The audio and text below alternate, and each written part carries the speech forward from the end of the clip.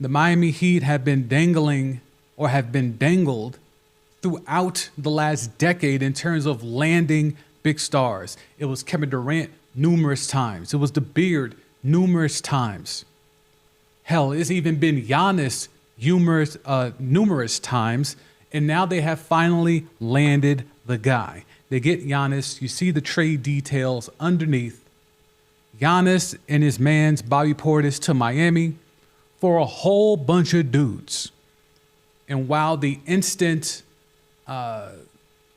analysis paralysis is, oh, the Heat are contenders in the East. The Heat with this move are now instantaneously with the two-time MVP, with the one-time NBA champion and finals MVP. They are now poised in position to battle Nick Tate. That's what they want you to believe this morning. What they're ignoring is that this roster was gutted. This Miami Heat roster, which wasn't that great to begin with. So this is one of those deals like Carmelo Anthony to the Knicks where there's going to be people that are going to tell you the Heat gave up a lot. You're looking at they gave up, the 13th pick in tonight's draft. They gave up 4 players, including 2 starters. And they have 2 more first-round pick swaps that don't come until 2030. 2030 and 2033, as you see down here on the ticker. And those are pick swaps, right? So whoever has the lesser or the higher of the pick, the Heat get to swap. Is that enough for someone who we would all assume Giannis is in maybe the back half of his prime? Is that enough for someone the caliber of Giannis Antetokounmpo, the Nigerian freak? You let me know. Did the Heat give up too much to get Giannis? I'm of the belief that not only do I think they got a steal, I think the picks are inconsequential. So the 3 first-round picks, you give up a lottery pick tonight, but it's at the bottom of the lottery. It's not like they're giving up a top 10 pick, a top 5 pick, a top 3 pick. You're giving up the number 12 pick. That's at the bottom of the lottery. Now, sure, you can unearth some gems there. There's been plenty in the lower half of the lottery that have gone on to flourish. But the odds are you're getting a pretty good player at 12, not a superstar. Hell, Giannis himself was drafted around the same position, so maybe it can happen again, right? But the odds are that you're going to get a good player, not a foundational, superstar, elite, immortal player at the 12th spot. So that pick will likely be used for a solid player. So you got one solid player for Giannis. Those pick swaps in 2030 and 2033, depending on how things shake out, assuming Giannis signs a long-term deal and re-ups with the Heat, if Giannis is still on the Heat in 6-7 years, you would assume the Heat would still be good. So if you're Milwaukee, that pick swap, you're probably retaining your own pick. So now I got 2 of those, 2030 and 2033. So that to me doesn't ring like a lot. Then you have the pieces that were traded. Jaime Jaquez, who I'll come on the screen here and I'll show you. Mans was out here hooping, getting the run-in when he found out he was traded. Okay, let's go to the screen.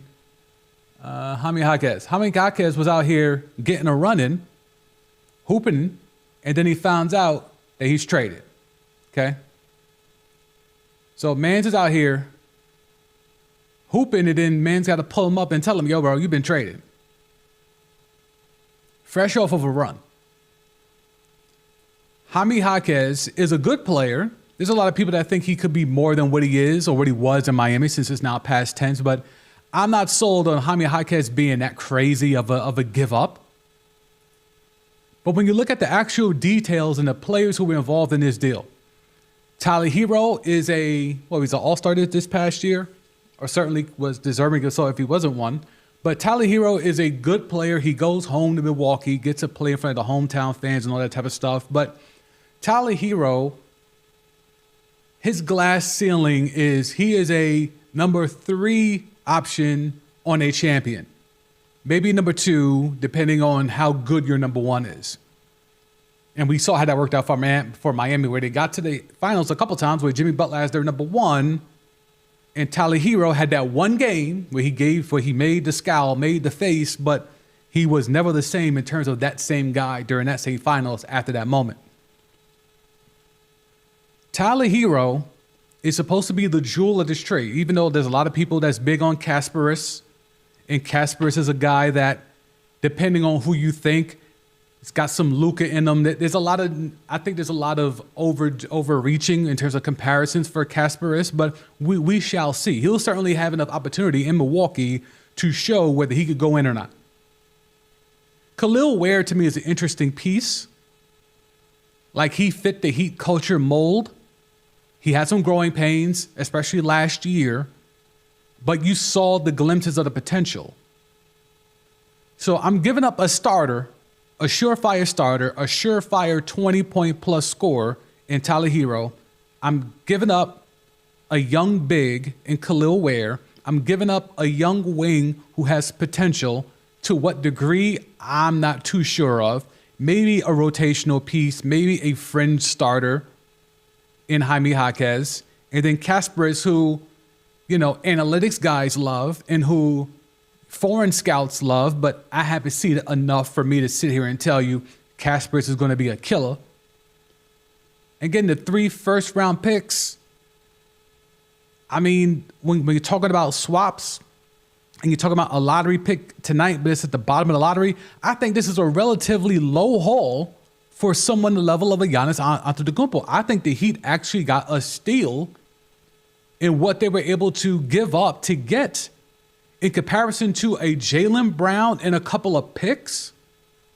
If they would have took the deal with the Celtics.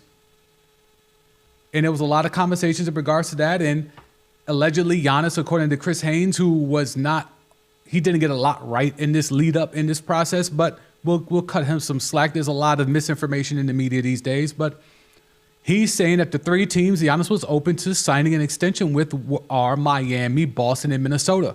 So the rumors of Ant-Man and the Nigerian Freak teaming up were factual according to Chris Haynes. But the Boston piece is interesting because if you trade Jaylen Brown, who's too busy building up his Twitch audience instead of working on that left hand, if you trade Jaylen Brown and you get Giannis, it's a 1-for-1, and you get some first-round picks.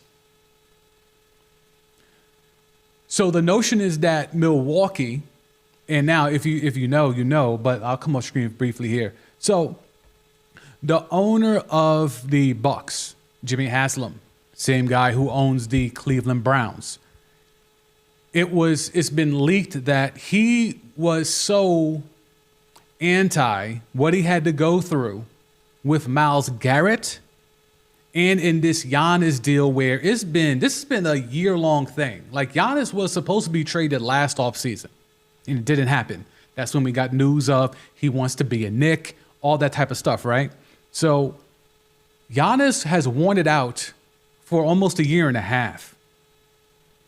So Jimmy Haslam has been dealing with the Giannis stuff, dealing with the Myles Garrett stuff for a year and a half. So simultaneously, he had negotiations with Giannis Antetokounmpo, who wanted out, and Myles Garrett, who wanted out and had a trade demand, a very public trade demand. So he had both of that on his plate over a year ago, and he doesn't want to deal with that again, potentially with Jaylen Brown. So allegedly, the reason why the Boston deal didn't work is because Jimmy Haslam, the owner, doesn't want to go through the same thing he has just gone through with Giannis and with Myles Garrett, with now Jaylen Brown in Milwaukee.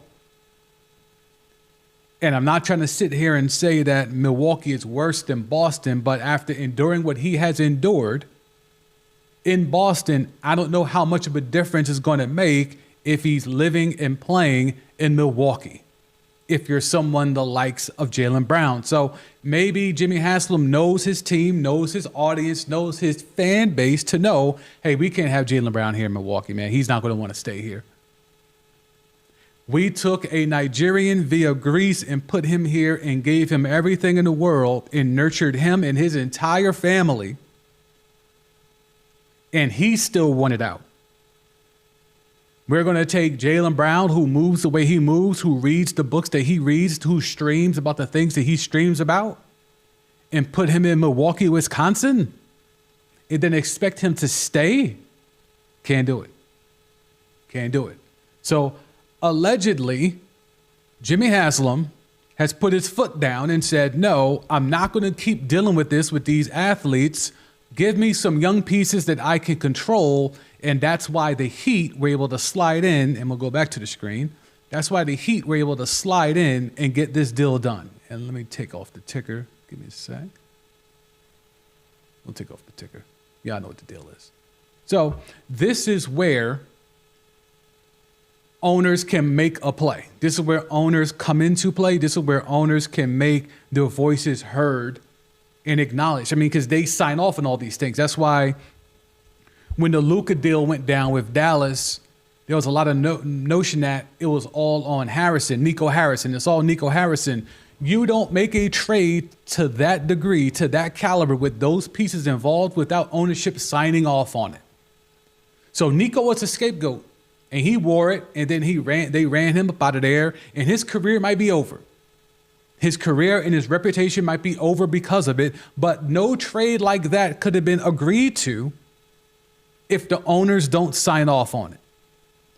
So here's another example where we have an owner who decided, I'm not going to keep putting up with these athletes who keep wanting contract demands and want to get out of here. If they don't want to be here, get rid of them. Give me some pieces I can control and keep my salary and my bottom line in focus.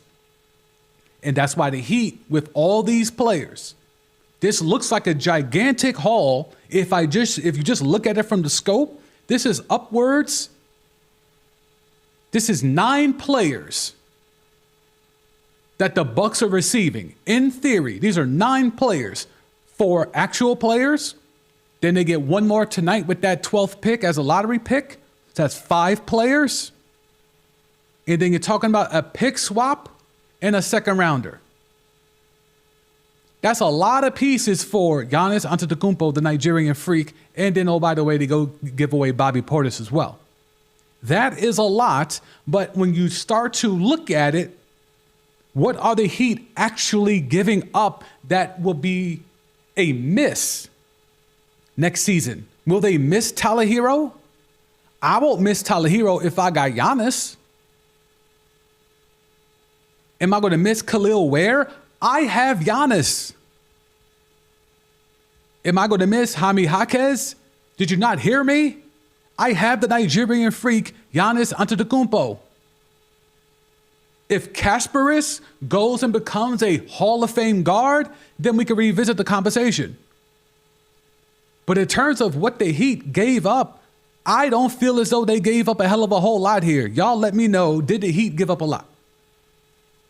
Because I don't see it. I don't see this haul that they gave up. Just like in the Carmelo Anthony deal where people were going crazy because the Knicks had to give up a Mozgov. You got Melo. Yeah, but we got no depth. You got Melo. Same thing here. The Heat are going to be strapped for roster spots, but you got Giannis. And that's all that matters. If we go into the cap stuff, and the cap stuff has already been examined already. So the Heat are now hard capped to the first apron by using the 125% expanded trade exemption for Giannis Antetokounmpo. They have 18.1 million in the first apron space to fill 4 roster spots. They can create more space by trading Nikola Jovic, or if Andrew Wiggins opts out. Okay, so if we take a look at this even bigger, yep, we could do that. All right, so 18.1 million for 4 roster spots. And that's why, to me, I would be extremely surprised if this deal was done wholeheartedly when this gets officially announced come the new league year, which is what, July, the first week of July or right after 4th of July, July 6th or something like that. I would be hard pressed to believe that there's not a 3rd or 4th team in the mix here. because the Heat are going to need bodies. Because if they think they could just sit pat with $18.1 million and get 4 dudes to pull up to play with Bam Adebayo and Giannis Antetokounmpo and A. Wiggins, they bugging.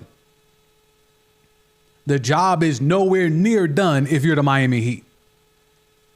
The job is nowhere near done if you're Pat Riley and that brain trust. You finally landed a guy after being told no multiple times by the Beard, by KD, by any relevant superstar who always uses Miami as leverage in trade talks, because who doesn't want to go play and live in South Beach? You finally land the guy, but you had to give up a whole lot, upwards of 9 players to go get him. Now what you need to do is fill out the space that's been left by those 9 guys that you're jettisoning. Yes, some are in the future, but at least 4 right now, right? Because you had to give up 4 guys that were currently on your roster. Those guys are gone now. You bring in Portis, you bring in Giannis. With guys on expiring deals that you know you're going to let go, you have 4 roster spots to fill, but you only have 18 mil. Now, that changes if the Heat owner, who has not been historically about that action when it comes to this, but we can say maybe he's getting older up in age, maybe he sees his days dwindling and he wants to see one more chip before he checks out of here. Maybe he's willing to pay the bread to get into the second apron. I highly doubt that. But it's a possibility. I mean, James Dolan has already said he's not going into no second apron or run it back with the Knicks. And that's why I think MAGA Mitch Rob is on his way out. But when it comes to trying to navigate the space of how do you fill out this roster when you only have 18.1 mil? Do you convince A. Wiggins to opt out and then you try to bring him back for the low? Or do you back half his contract? Or if you can't front load it, you back half his contract to allow him to be able to come back, but create some roster flexibility by coming back for the low on the front half of the deal and we'll backload the contract? Do you trade Nikola Jovic, who I don't think he's that highly thought of around the league? He's a piece, but he's not something that's highly coveted to that degree. There is a lot left for the Heat to do. But I think this first step is obviously giving up what you need to give up to go get Giannis Antetokounmpo.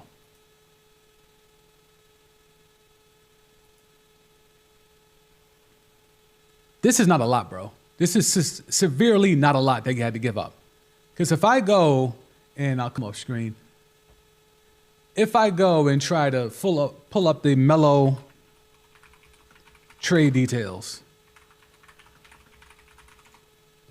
like that deal was not a lot, man. In hindsight, that deal was not a lot.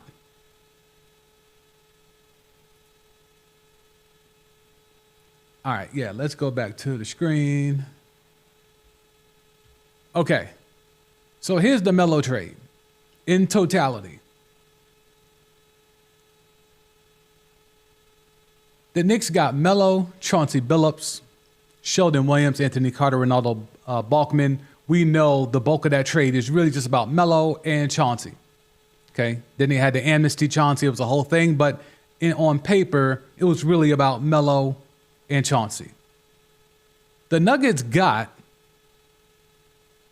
Wilson Chandler. He didn't end up to be anything. Danilo Gallinari, average player at best. Mozgov was trash. Raymond Felton was already done at that point. The picks that they received turned out to be Quincy Miller, which was a second-round pick. Romero Osby, which was another second-round pick. One of the first-round picks ended up being a lottery pick, and it was Dario Saric. Now, they got the pick swap in 2016, and that pick swap ended up being the 7th pick, and they got Jamal Murray. And they got $3 million in cash. So you tell me, all this stuff that the Knicks gave up, the narrative has always and continuously been the Knicks had to give up so much for Carmelo Anthony. This is what they actually gave up. A bunch of rotational pieces and some picks that didn't amount to anything until you get to a pick swap 5 years later to end up being Jamal Murray. So I can sit here and say the Nuggets gave up Carmelo Anthony and Chauncey Billups, and all they got for it in return was Jamal Murray. Now you tell me, did the Knicks give up so much? They gave up the opportunity to take Jamal Murray for Carmelo. Is that a trade you would do? Back in 2011, mind you. So Melo still at his peak. And you're giving up Wilson Chandler, Gallinari, Mozgov, Felton, and oh, by the way, 5 years from now, there's a kid out of Kentucky, Jamal Murray.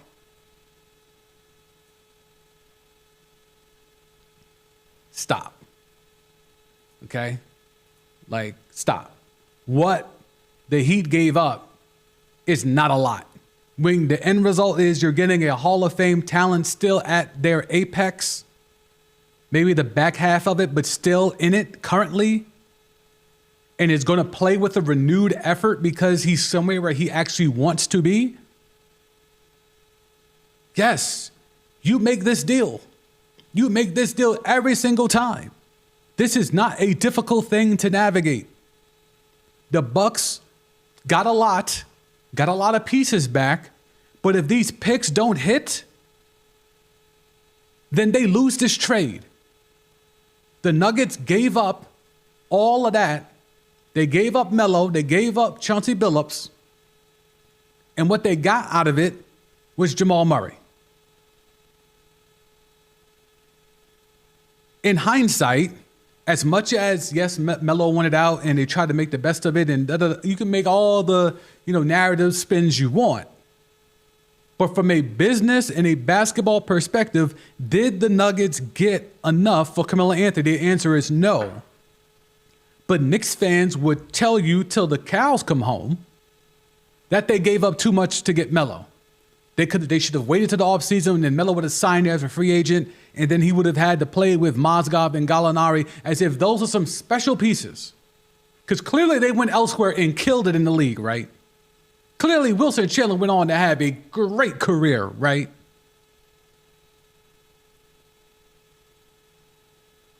The Heat stole off and got the Nigerian freak, Giannis Antetokounmpo.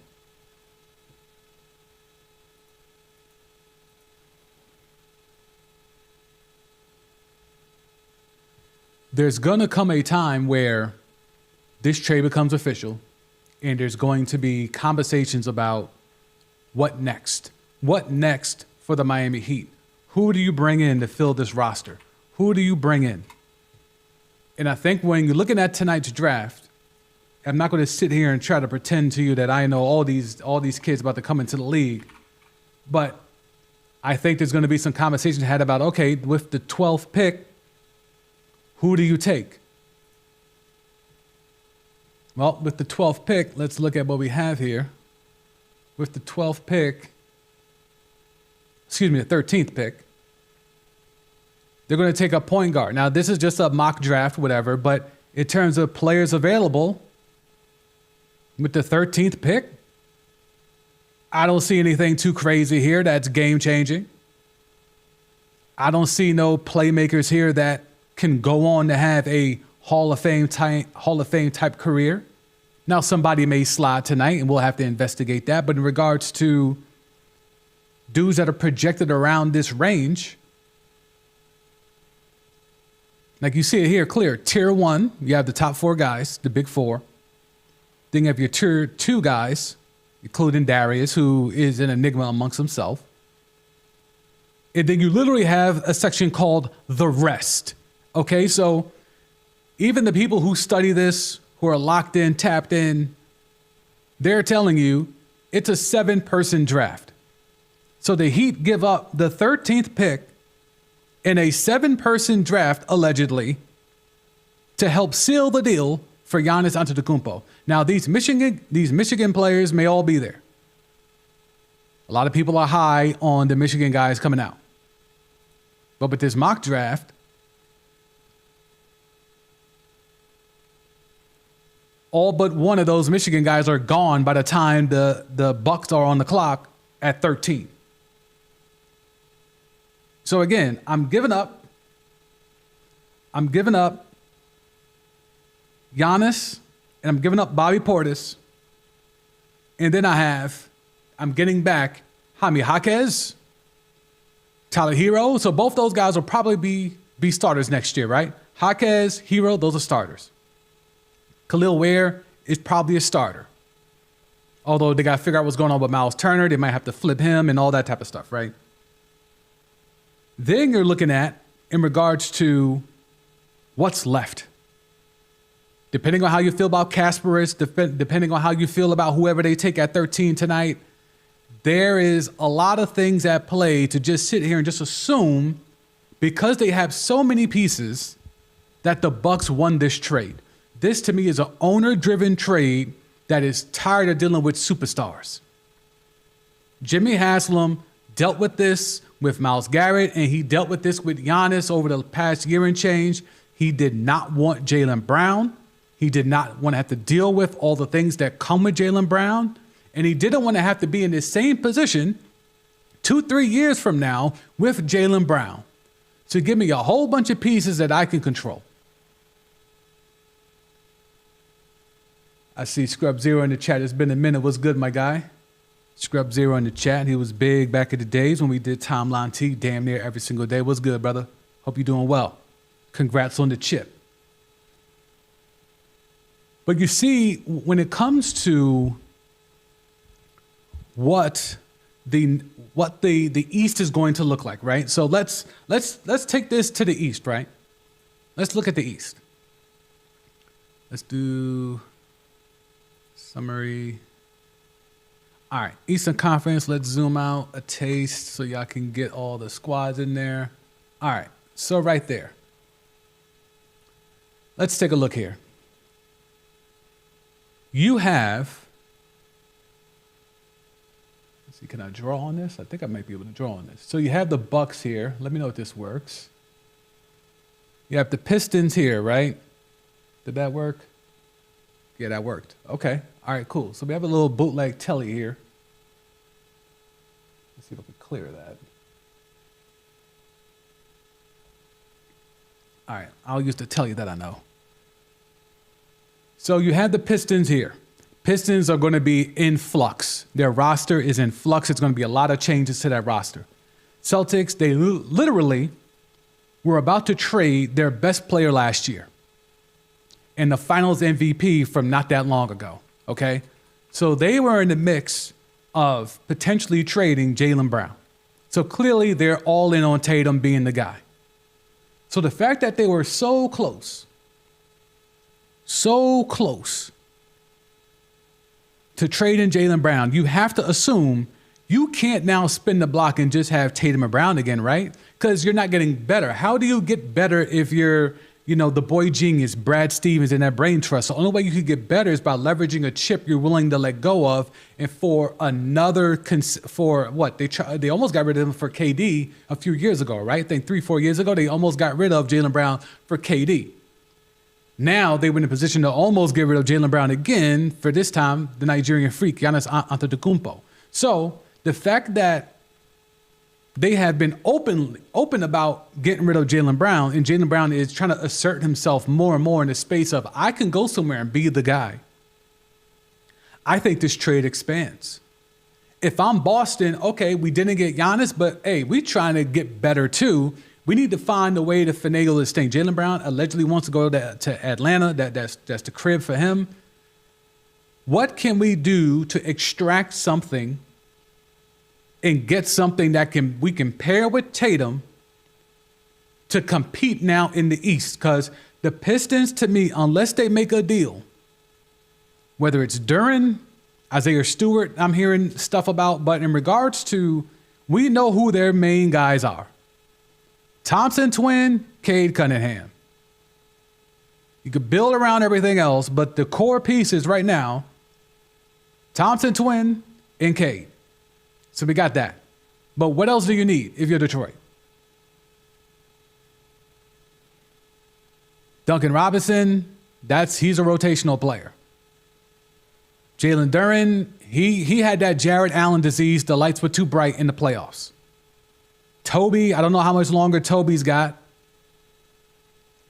Like, if you are the Pistons, you can't assume you can run it back the way that they did this past season. You can't assume you can run it back and be the number one seed in the East. They won 60 games. You can't assume they can just run it back. The Celtics, with no Tatum until the back half of the regular season, 56 wins. But again, how many more years can we assume you can fool us with this Derek White stuff? That you could fool us with this Peyton Pritchard stuff? The boy genius isn't dumb. He's fully aware that he's doing it with smoke and mirrors. Down to Missoula, down to this whole thing with, Derek White and Pritchard and all these others. He really just has Jason Tatum and Jaylen Brown. But more importantly for him, Jason Tatum is a more dynamic player. And that's where he's at with it. So if that's the case, because all these dudes are role players. Vucevic at this point, role player. Like, look at this. When you look at this roster for real and examine it, if you're the boy genius, you have to make a move. You have to. If the goal is to win. And not just win and to get bounced in the playoffs, but win a Larry O.B. If the goal is to win a Larry O.B., you can't win with this roster as constituted. You broke through and snuck one off. You beat the Dubs. You got it. You snuck it. If you're trying to spin the block, you can't spin it with this roster. This roster is piss poor. So if you're going to build around Jason Tatum, you need to surround him with help. And I think that's where a lot of things get mistook, right? It's like the Knicks gave you a blueprint. They found their guy. No matter what me, Becky Hammond, and whoever else may think of that guy, they found their guy and they invested in him. And it got him to buy in, and he took a little bit of a lesser deal to allow them to facilitate other moves. And they surrounded him with lottery picks. They surrounded him with high-level talent that allowed him to just focus on doing the one thing that he could do and don't worry about nothing else. Jason Tatum and Jaylen Brown have to do a lot for the Celtics to be top tier. Jason Tatum, who think he Kobe. Jaylen Brown, who thinks he's MLK. Those two together have a lot of responsibilities because the bulk of these guys don't do a lot else. Derek White has been a revelation of sorts, but he's still, to me, a fringe starter. Peyton Pritchard is a fringe starter. Hauser, like, look at the names we're talking about, and you expect Tatum and Brown to be enough when the Knicks are rolling out here with 5-6 lottery picks? Like, it's the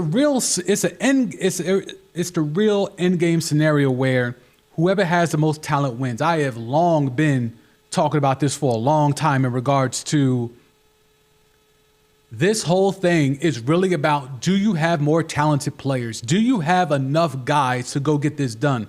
The Knicks changed their whole philosophy around, and I'll come off screen for this. The Knicks changed their whole philosophy around where back in the day, hey, we got Patrick Ewing. That's all we need. We fill in some role players here or there, and that should be enough. And they learned. And it took them 53 years to get another Larry O.B. Then they tried it with Starbury. All right, we got Starbury. We're just going to put a couple of guys around him, and that's it. Then they fell, or prior to that, they fell into the whole thing with Allen Houston. Allen Houston was a big ticket item that was supposed to help Patrick. Then Patrick got hurt.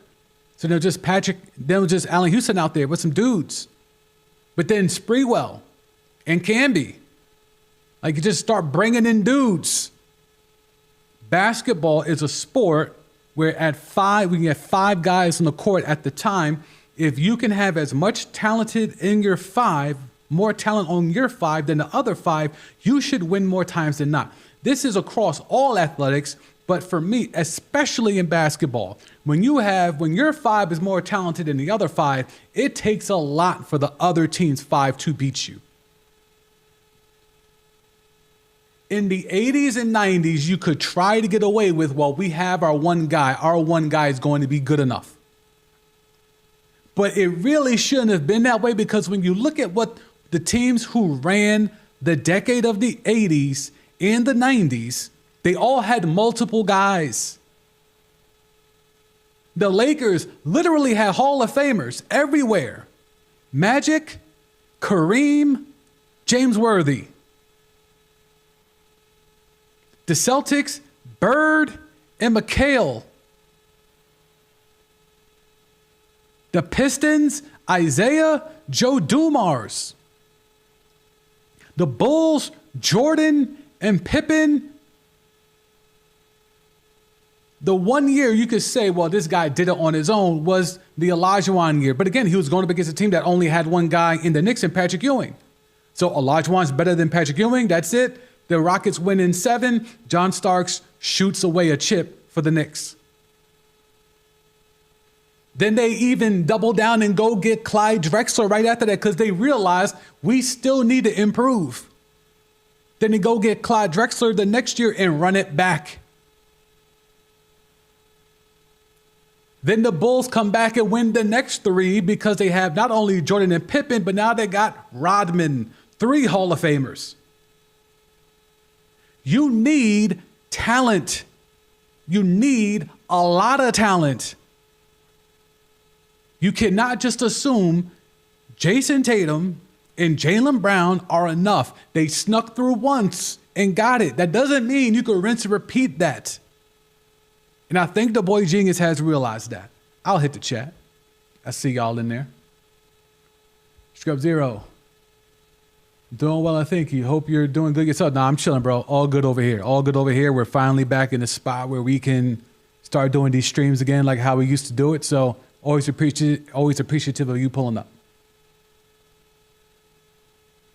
up. Pistons need another player who can get their own shot on any given possession. Yeah, that's true. Cade needs help. It can't just be the Cade show. Again, there's a scenario where it's just Cade. Thompson twins not an offensive player like that yet. Maybe he could develop into one. Who knows? But he's not there yet. So who is the guy? When Cade is getting doubled, who's he swinging the ball to? Toby? Thompson twin? It's not good enough. My guy G in the house, chatted up sports. The Knicks finding a blueprint is a beautiful thing to hear. Well, I mean, look, they had to go hire an agent to do it.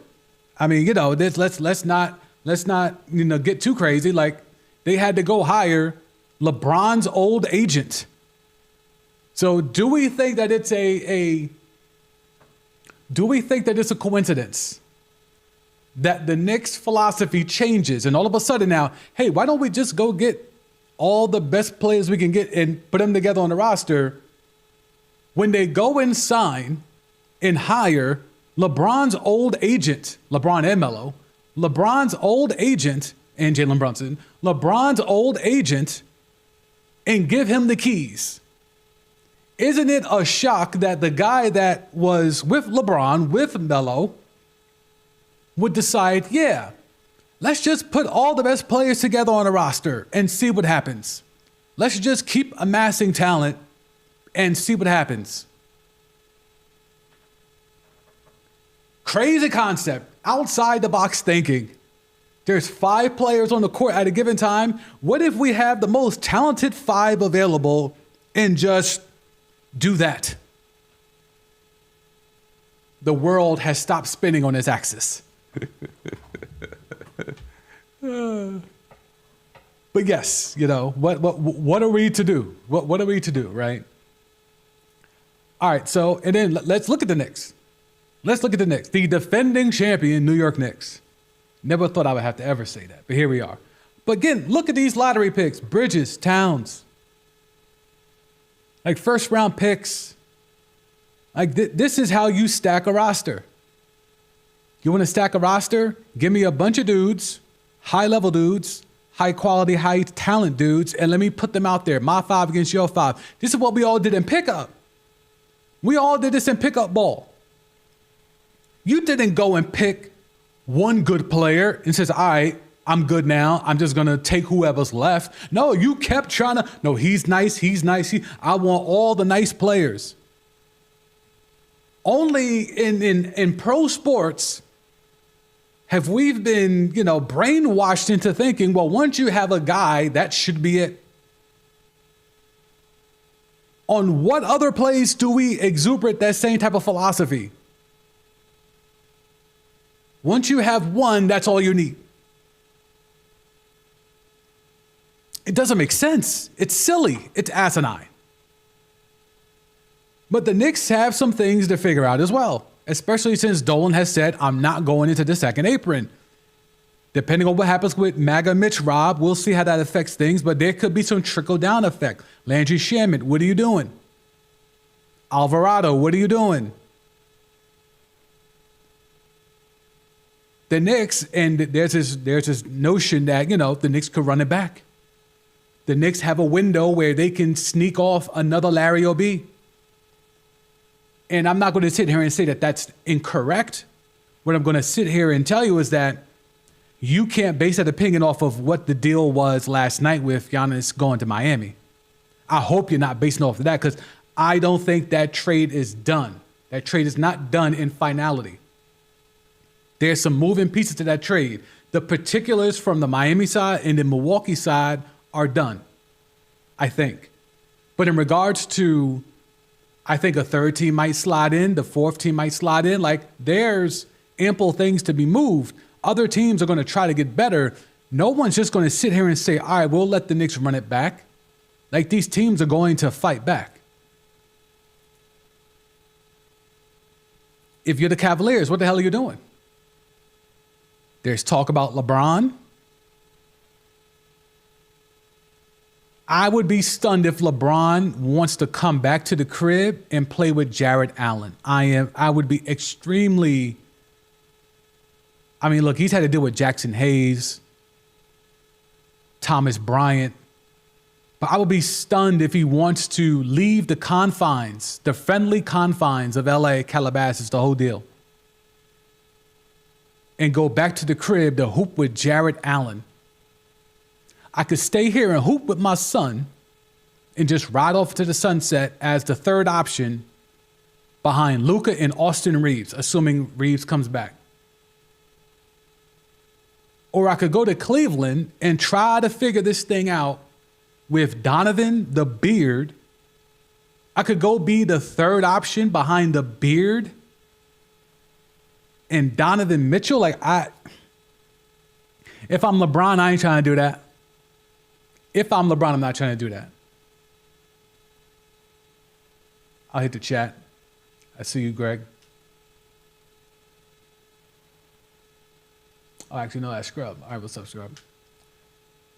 Celtics got that chip because they got Drew Holiday to support them in the Wonders. Yeah, no, that's real. That's real. So when we go back and look at that roster, and we have to also look at the Latvian world star, Kristaps Porzingis, like again, that roster was stacked.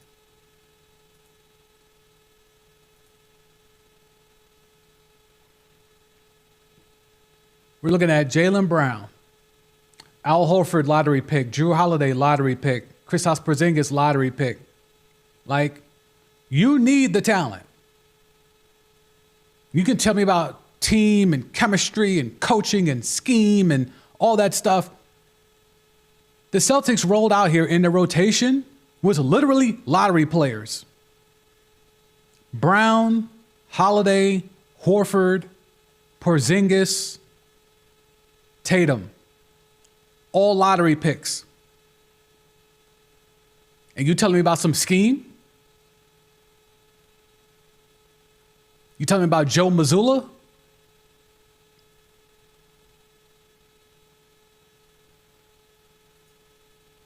Like OKC last year, we know what it was. All them damn picks. Chet, SGA, Jalen Williams, both Jalen Williams, like all these first rounders that pulled up and got it done.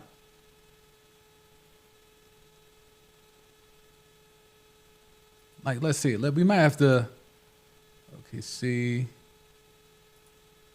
What's the last year? Even while Jokic, Denver might be the last year, but even again, we just saw Jamal Murray was a 7th overall pick. They had Aaron Gordon. Aaron Gordon was a lottery pick. Like, even the year where a second-round pick was the best player on the floor in Jokic, he still had lottery picks around him. Michael Porter Jr., DeAndre Jordan, Aaron Gordon. Like, yeah, we're looking at guys that, yeah, dog, like you can't tell me about. It's hard for people to try to sell me on scheme and the way that they play and team and all that stuff. I'm like, yo, dogs, are these dudes nice or nah? To me, it always starts there. Let me look at your team. How good are they individually? What's the talent level? Then we could get to, okay, now how do these pieces fit together? Okay, now who's coaching this team? Like, that's, if you really want to know how someone like me tries to break down basketball and really all sports, but, you know, basketball has been thrown upon me as my bread and butter. It starts with, okay, how good are these dudes individually? How good are these players? Then it's, okay, oh, he nice. Okay, word. Now, who's around him? Who's helping him? What role does he have? Okay, cool. Who's the coach? Okay, now what scheme are they trying to run with these players? Okay. Now, if injury were to happen, who's in the front office? Who might have to run and go get pieces to supplant on the fly? Who's in the front office? Like, I work that way. I know a lot of people work, who's the coach? Who's your star? Who's the GM? Who's the owner? Like, to me, it's like, okay, well, no, who's your best player? Okay, then I judge how good I think he or her is. Then, all right, who else is on the team? And what's the talent level of the rest on that team? Okay, cool. All right, now who's the coach? Because to me, the coach is inconsequential because we've seen great coaches have horrific seasons. Larry Brown is considered a great coach. And he ran off the dream team. He had one of the greatest groups of players ever assembled, and they all hated him because he didn't know what to do with them. Coaching matters, but not to the degree that we hype it up to be. It begins and ends with the talent. Give me the talent first, I'll deal with everything else later. Fuck your scheme. You know the whole thing, fuck them picks? Hold on, let me go. I'm gonna try to make this a meme. Not fuck them kids, fuck them picks, fuck that coach. All right, did that for the effect, and I make that black and white and then put the words over it. All right, we're gonna meme that up. Fuck that coach.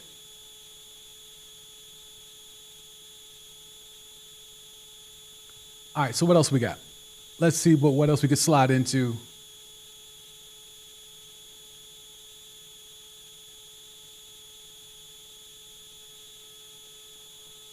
Golden State had all the dudes in the world. Like, I'm trying to find an NBA champion that didn't have a whole bunch of lottery picks in the lineup. Let's see how far back we got to go. Toronto, but young OG, Siakam, they weren't well, was OG a lottery pick? I don't remember. They were first round picks.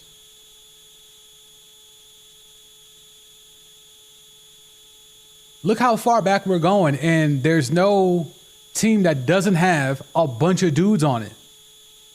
Like, I'm seeing multiple Hall of Famers. Multiple Hall of Famers on all these squads. We're just going back in time. All right, let's see Mavericks. When LeBron couldn't post up JJ Barea. Dirk is a Hall of Famer.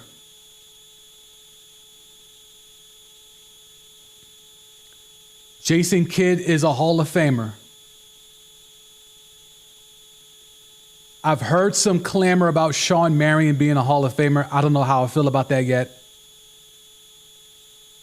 Tyson Chandler was in the second act of his career. So this might be the weakest of the bunch that we've gone back and checked out. That Maverick team that beat LeBron and the Heatles. And they still had another Hall of Famer, Jason Kidd. So Dirk and Jason Kidd, 2 Hall of Famers, beat 3.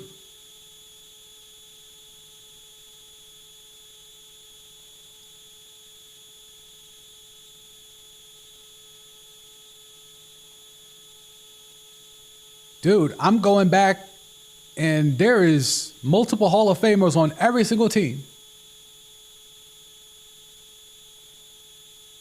Pistons might that one, but again, they got in there and they snuck that championship. Is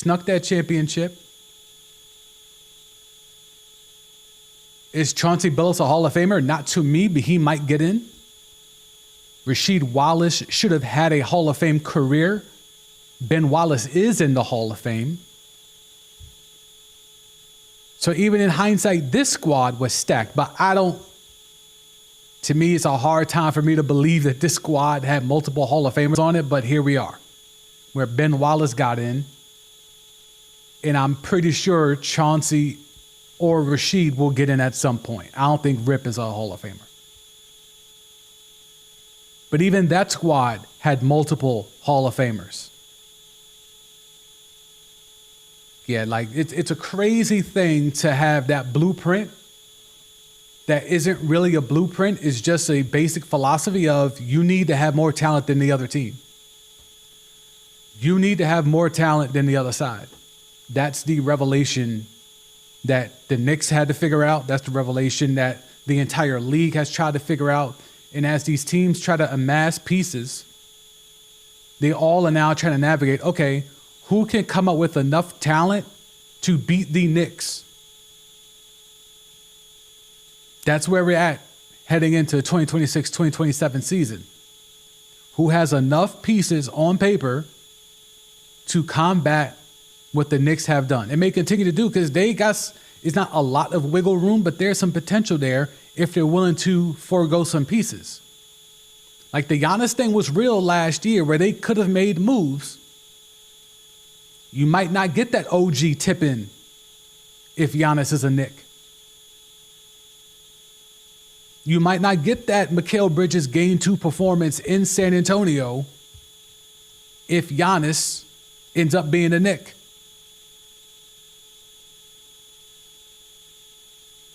But there is some small wiggle room for the Knicks to maneuver if they're willing to forego a piece, a legitimate piece, not just future picks, pick swaps, cash considerations, like a legitimate piece. There's some wiggle room there.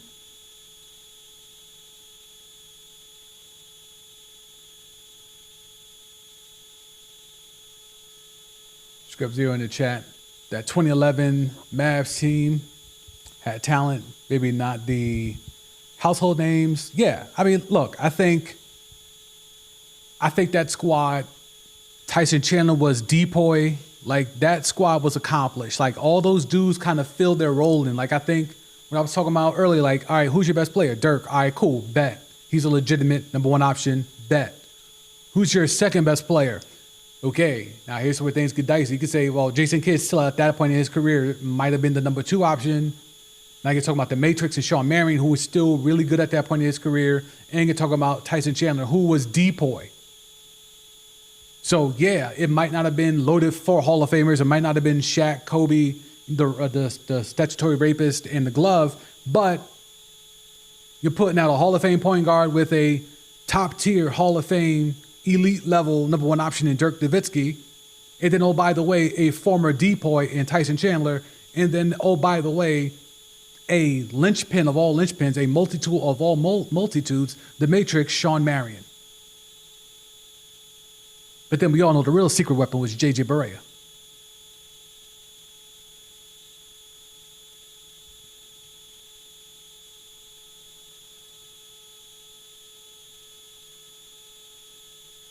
And that's ultimately what we're looking for is like, who's going to make a move? Miami's been making love to that play-in tournament over the last 5 years. Now they should not be a play-in team. Okay, who from up here in this top side, and then we'll go here, blow that up a little bit more. Who from over here is going to fall off? Who in this top half is going to fall off? Detroit is likely to fall back. I don't see them running it back with 60 wins. Boston should stay, even if they keep Jaylen Brown, even if they try to run that back, they should be good enough with Tatum and Brown to get through a regular season where they're in that 50, 55 plus win range. Knicks, if they hold firm, should be in the 50 to 60 win range. Cleveland, a full year of the Beard and Donovan, that should be able to get them in this range. So maybe the Pistons are the ones that fall from this bunch. Because you have to take Miami seriously now. Even with a roster that was gutted, and I use gutted in quotation, a roster that was gutted. If you missed the first part of the stream, I broke down how I don't think that what they gave up is too much of anything. I don't think what the Heat gave up was a lot at all.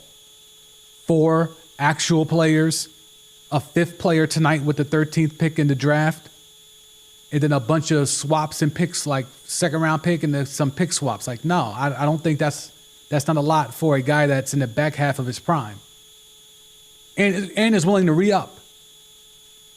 A guy that's willing to re-up and he's on the back half of his prime.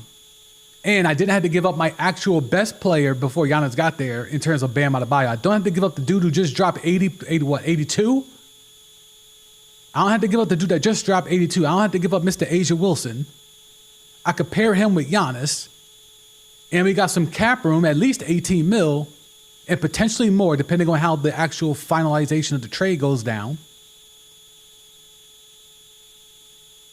Are players going to want to go to Miami to hoop with Giannis and Bam Adebayo? I don't think so. But, especially for the low. But you now have some flexibility in terms of we have roster spots available. So as dudes' contracts get bought out, as free agents realize that they're not going to get the bag that they thought they were by opting out, you now have the option of, hey, well, look, you could go re-up with your old team or try to go get a bag somewhere else, or you could take a 1-year deal, come down to South Beach for a year, and try to run it with Bam and Giannis and try to steal a Larry O.B. That's tempting. If you know you're not getting what you want in free agency, then why go back to your old team and take the bag when you could just go down to Miami, live the Miami thing for a year, play with Giannis and Bam. You know you're getting into the playoffs, barring injury. You're getting into the playoffs. You're probably going to be at least a 5 seed. And then you roll the dice with the playoffs. What player wouldn't take that?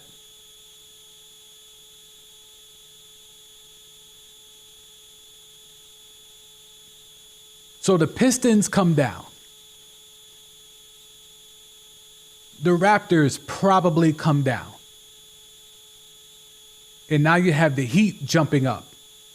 Depending on the health of Embiid, you have Philly potentially jumping up. The Hawks are an interesting team. I'm not sure. They're probably sticking around this 46 win range. I don't know if that's going to be 6 seed worthy next season, but their number is just below 50 wins. I like that for them. I think they already have projections, right? I don't know if this has the current deals. I thought I saw regular season win projections already. Summary, was it here? I saw it somewhere. All right, let me come off the screen because that's very annoying for y'all to have to watch. But that's what, oh yeah, 2025, 2026 projected standings. I knew it was here. 2025, 2026 projected standings. Oh, no, that's last year. I thought they had it for this year. All right. So they don't have that out yet. I thought they had that out.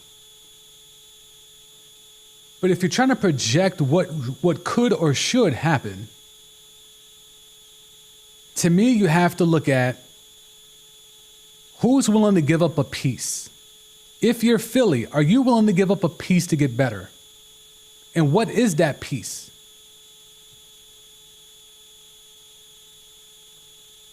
I don't think that piece is Embiid. I don't think that piece is Maxey. If you're saying we got two guys, but we need a third, who's going to be our third? VJ was really good last year. But if you're trying to win now, again, if you're trying to capitalize on the window, however long that window, however small that opening might be, that's left on Joel Embiid. If you're trying to do that, Paul George is not going to get you a lot in return.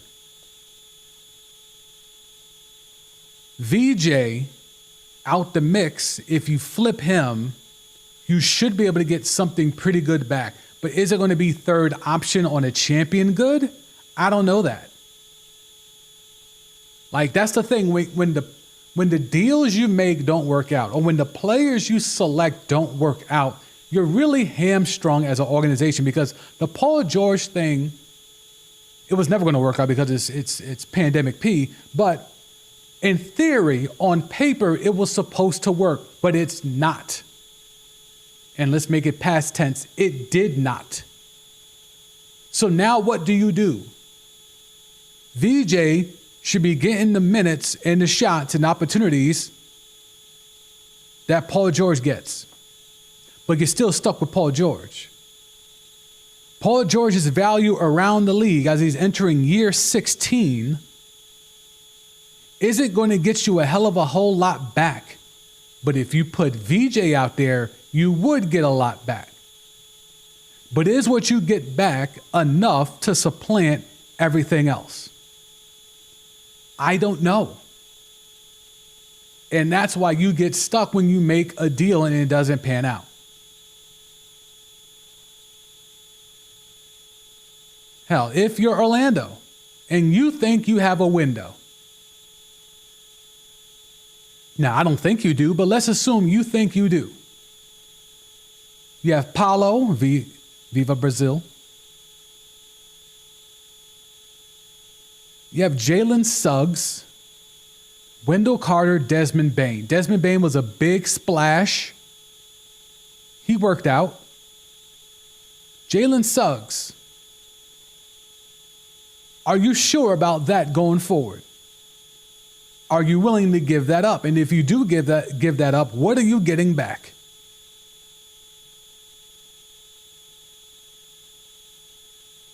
Charlotte, the enigma. Because you have a guy who you would think is the guy in LaMelo, but with the way he plays sometimes, is that winning basketball in a deep playoff run? Brandon Miller. I have seen how good he is. With and without LaMelo, by the way. But how good could he be if he was given the keys, where the offense runs through him? Are you willing to part with a LaMelo, who is the face of your franchise, for better or for worse? Are you willing to part with a LaMelo and build around Brandon Miller? And what does that look like? What is LaMelo Ball's value around the league? What are you getting back? So the East is in a weird spot where it's top heavy. And within that top heavy group, there could be some serious change and flux within that top. Now, everyone say, hey, the Pace are going to be back because Halliburton's coming back. You took a look at that roster? You sure about that? Because a lot of those dudes are gone. Now, I think he'll like having Zubac. But outside of that, like Siakam entering his 10th year in the league. You think Nembhard's going to be that? Is he even still there? Did he get moved? No, he's still there. Okay. Like, everyone just assumes Halliburton's going to come back and he's going to be cooking and they're going to get right back to where they were in Game 7 of the NBA Finals before Halliburton fell down and went boom. That ain't going to happen. Because they had the year where they could move some things around and reassess. They let Miles Turner go. They eventually replaced him by getting Zubac. I think that's an upgrade.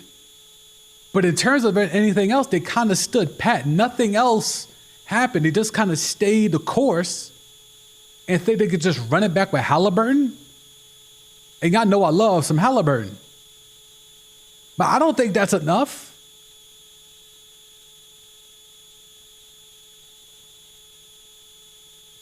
You have these windows where you could sneak in, get a Larry O.B., sneak in and get to the finals. But if you're trying to make consistent runs to the finals, you're trying to be a consistent, be in consistent contention for Larry O.B., this roster ain't going to do it. This roster, as constituted, is not going to do it. Where are they picking tonight, by the way? Where's their draft pick? Oh, God, they traded away their pick to the Clippers? What deal was that? Oh, that's the Zubac deal? Yikes. Oh, yes, I remember that. I remember that being a thing. So they don't even have, now, again, they didn't know. But imagine if they could have had the top 5 pick. Problem is all the guys are guards that are going to be going in that spot, and you already got Halliburton. But just imagine if they would have had that pick. And now you got Halliburton back with a lottery pick with Siakam. Now we can fool ourselves into thinking that that's enough. That's still not enough, but you could fool yourself into thinking it could be enough. You could sneak back in and get maybe one more run at a Larry O.B.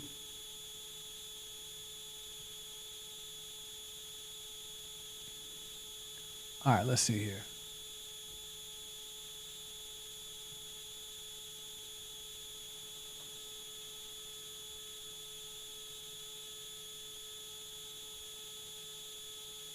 Script Zero in the chat. LaMelo Ball is cool to watch, but he's not getting a team to a playoff run. Heck, I don't think they'll get a playoff spot with LaMelo. Well, didn't they sneak in last year? They snuck in last year. But yes, to your point. I mean, look, LaMelo is fun. He's hella fun. He is Steph Curry. He is Bizarro World Steph Curry. Right? Like similar range, but he's got that there's something in his brain that is wired slightly different where he could just do some silly shit. He's Bizarro Wardell with a couple inches. Pause. He's it's Happy Pride. It's Bizarro Wardell plus 4 inches. So like, that you can't take that serious. We just saw what dumb point guard play can do in NBA Finals. It can cost you a championship. I think at times LaMelo's got some De'Aaron Fox. He's got some Sacramento King in him. I think we need to put that as a thing. It's the plague of these Sacramento Kings. Yeah, when somebody does something dumb, they're like, oh, they're playing like a Sacramento King. I see Greg in the chat as well.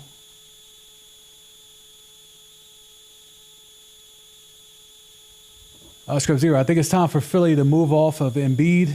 76ers windows never as open as projected. Embiid just doesn't happen to be a champion. His body has betrayed him. The organization betrayed him. Ben Simmons betrayed him. The beard betrayed him. It's through no fault of his own. Now, you can certainly kill him for certain things, but I think the thing with Embiid is wrong place, wrong time. Throughout his career, wrong place, wrong time. It just has never all come together. It's never been simpatico. It's just never been that for him. But yeah, I think the Sixers, that whole thing is a wrap. That whole thing is a wrap.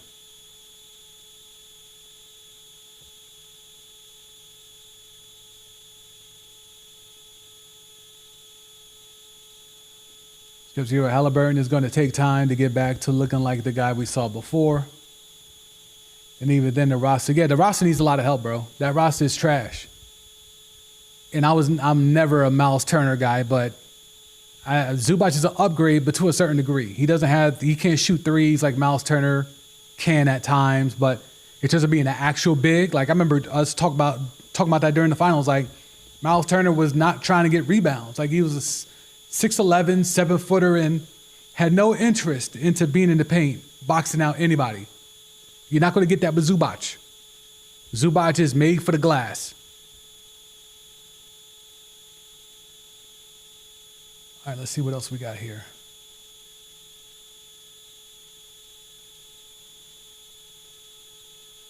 All right, so we got some fresh tea coming down about Norman Powell. Norman Powell was thought to be one of those guys that could potentially fit in, but according to your man's Wendy, the Miami Heat are expected to lose Norman Powell in free agency. They're going to lose their all-star Norman Powell unless he takes a crazy discount. He's going to be gone. And if I am Norman Powell and I came off a career year, there is no way you can sell me on taking a short just to come back and hoop with Giannis and Bam Adebayo.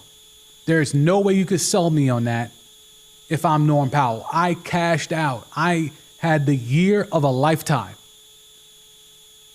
Like Norman Powell had a year that's akin to like back in the day when the baseball players had that steroid year. Like you always mark the year when a player went on steroids. Like Norman Powell had that type of a year.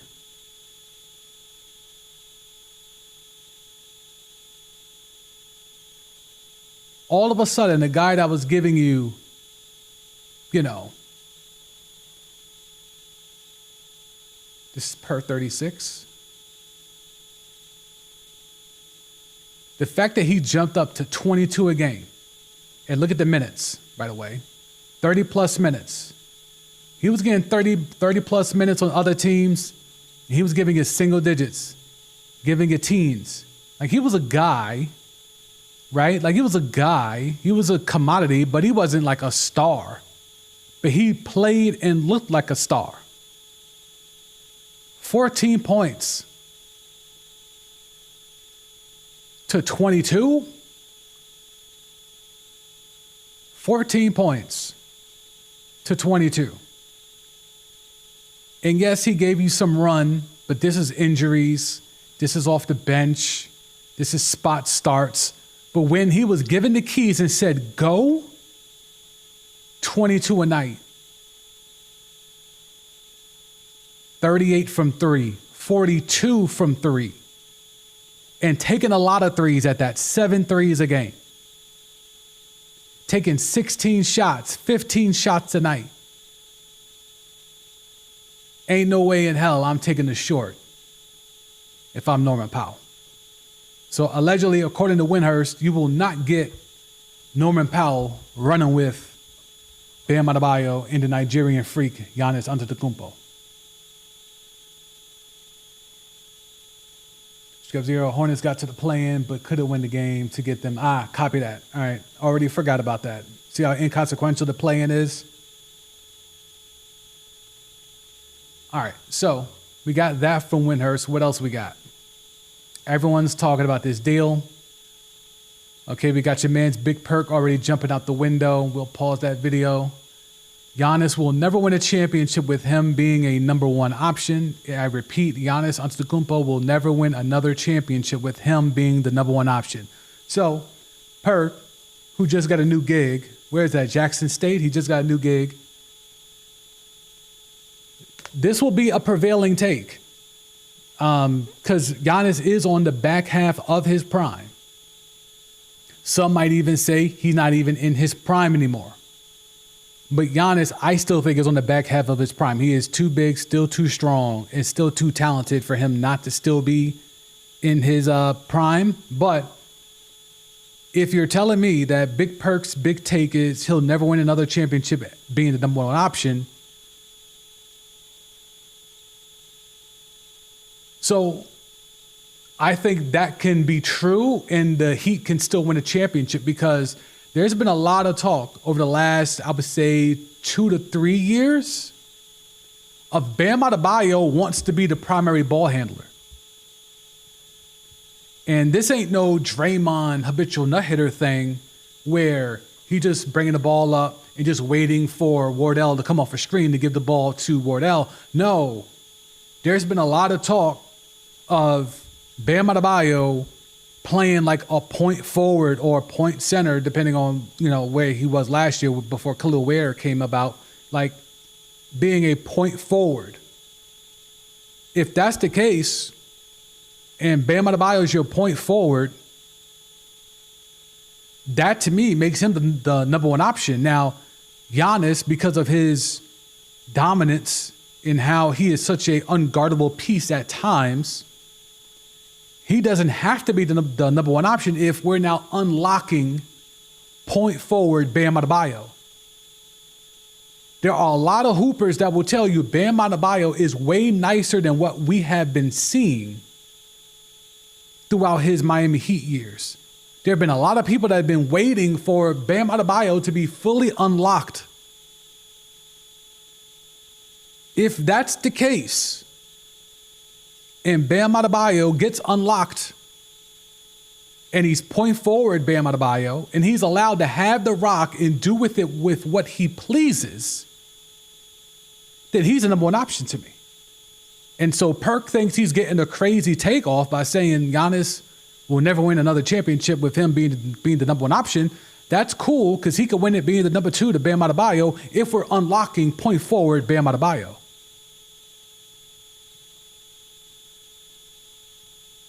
Oh, yeah, by the way, Julius Randle got traded. In case anybody gives a damn, Julius Randle is back to being a Brooklyn Net.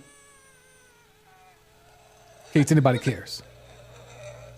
And the Timberwolves are going to be in a position here where Anthony Edwards, as we see here in this tweet, Edwards wants to win right now, and the Wolves are banking on addition by subtraction, believing that removing Julius Randle's ISO-heavy offensive game and redistributing his 15.3 shots per game to McDaniels and Reed will open up things for Minnesota in a different way. So this is essentially saying we're going to run it back. They tried to get Giannis. It didn't work. Once they were out the Giannis sweepstakes, all right, we'll move Randle because either way we got to get Randle out of here because Randle is a black hole. Randle is a black hole. So they think the elevation of Naz Reid into the starting lineup is going to open up things for the Timberwolves. That's a dangerous game. Let's take a look at that roster real quick. That is a dangerous game. I know Jaden McDaniels, they're very high on Jaden McDaniels, and they should be. He's really good. I don't know if splitting up Julius Randle's shots between Jaden McDaniels and Naz Reid offsets what OKC could do, to what the Spurs could do, to what the Lakers may or may not do. Like, I don't know if that's enough. You're going to run it back and just hope that more shots for Jaden McDaniels and more shots for Naz Reid opens up the floor for Ant. When you were about to try to go get Giannis, your response to not getting Giannis is to get rid of Julius Randle, who you were going to get rid of to get Giannis in the first place. So either way, Julius Randle was never coming back. So your answer to not getting Giannis is, oh, well, we're getting more shots for Naz Reid and Jaden McDaniels. That's called spin. That is called spin. Because no way on earth does anyone with any basketball sense think that this is legitimate. This is called, how do we tell our fans, don't get too mad at us for failing to get Giannis. We're going to give you more Naz Reid shots. Don't worry about not getting the two-time former MVP. Don't worry about not getting him. We're going to get Jaden McDaniels 7 more shots. That's a hard sell, bruh. That is a hard sell. All right, here we go. The Bucks are expected to listen to trade offers for Tyler Herro. I thought the whole narrative was he's going home. Quote, the Bucks still have work to do. League sources say it remains unclear if Herro will remain with the team, while there is interest in making the Milwaukee native part of his home, whatever. Sources say the Bucks will also listen to offers. Well, all right, that doesn't really tell me a lot. Teams are going to call for Tyler Herro. The Bucks will listen. The Pelicans are trying to trade Trey Murphy III. I don't think that's consequential. All right, what else we got? What else do we got? Okay, here's some more Celtics tea. The Celtics were unwilling to include players like, that doesn't mean these specific players, but players like Baylor Shireman and Hugo Gonzalez in a trade package for Giannis Antetokounmpo. The boy Jing is going to have some explaining to do. If there is any remote truth to this, he's going to have to do some explaining. You were going to give up Jaylen Brown and 2 first-round picks. You were told that's not enough. Hugo Gonzalez, hold up. Maybe I'm not hip. I know ball, but maybe I am mistaken on Hugo Gonzalez.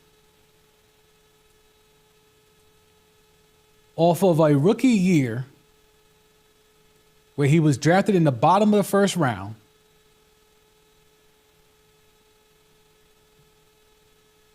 am I missing something? He's a wing player. Am I missing something on Hugo Gonzalez? Like, there is nothing here that jumps out to me. He shoots a lot of threes. All the Celtics do. Like, there's nothing. And who's the other one? Shireman? Again, another wing.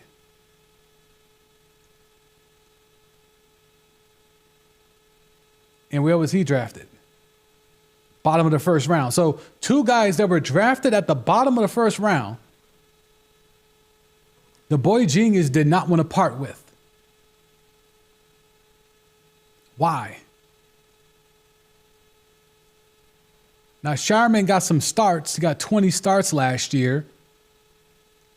Again, he shoots the ball from 3, but they all do now. Boy Genius got some explaining to do, because that doesn't ring. That math does not math to me. Y'all let me know. Does that math make sense to y'all? Have y'all seen some Hugo Gonzalez go crazy minutes?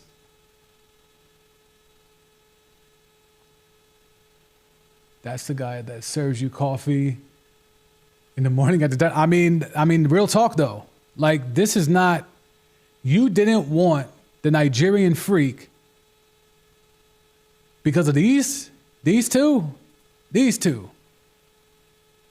You say no to Giannis because of these two. I'm going to need something more than that. I'm going to need something a lot more than that, because I am having a hard time navigating that piece. I don't see how that works. I just don't. What else we got on the timeline? According to Windhurst, who was on Get Up this morning, there is expected to be a bidding war for Jaylen Brown. Of course, everyone knows he's available now. What NBA team is a Jaylen Brown away from a Larry O.B.? Y'all let me know in the chat. Who is a Jaylen Brown away from winning a Larry O.B.?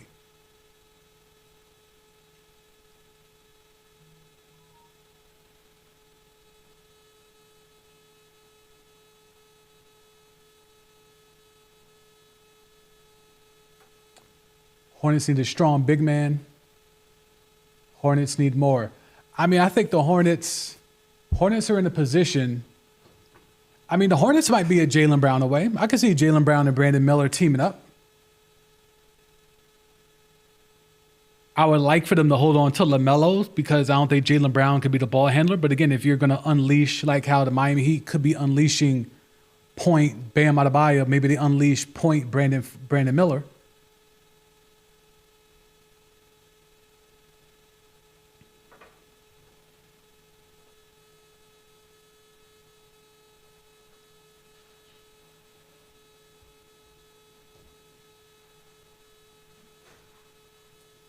See, here's the type of players you're going to get. Chris Middleton is a name that has been linked to Miami. He's a vet, obviously played with Giannis, got a Larry O.B. with Giannis. He's a guy that could come in and take the minimum. They got that 18 point something mil? They got that 18.1 million for 4 roster spots. A guy like Chris Middleton, he could come in and take his piece of that and not be pissed off because he's made his bag. He's been a max guy in the league, right? He's made his bread.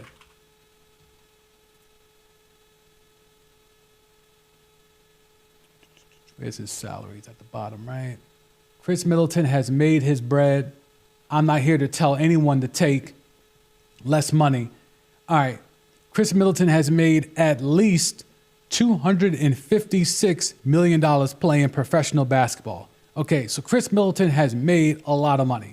He can pull up and take a short to go run it back with Giannis in South Beach. Again, these are the type of guys that can come in and go South Beach for a year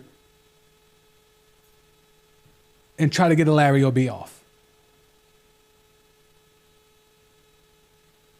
Who do you give up for Jaylen Brown if you're the Hornets? All right, let's take a look at the take a look at the roster. Probably, let's see. Who legitimately can you give up? Because the money has to work, number one. So who makes a lot of money on this roster? That's not LaMelo. You're looking at Bridges.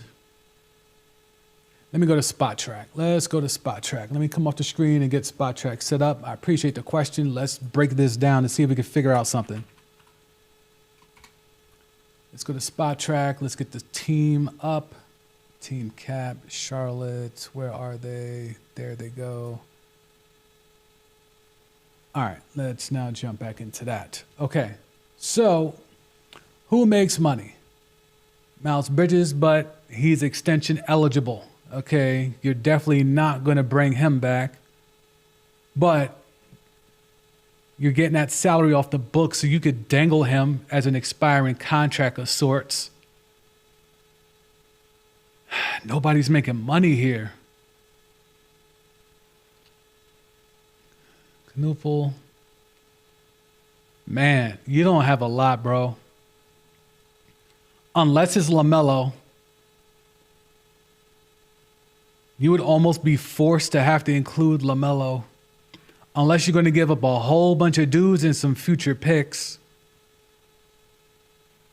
But again, if I'm the Celtics, I want a real piece. Because again, the Celtics have to get something back, right?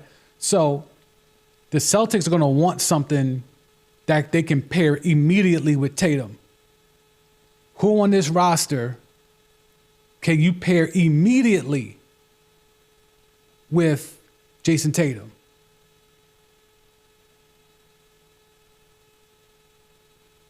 Miller makes too much sense, but you can't do that if you're the Hornets. Bridges is not good enough to pair with Tatum. LaMelo is an interesting dynamic. He's an interesting dynamic. He loves to take threes, so Mazzulla would love him. But he does not play defense, and he's got a little bit of that De'Aaron Fox in him, where he forgets how to play point guard. So I don't know if there's a match. I would like to see it from a basketball standpoint. Just I don't know if the money makes sense.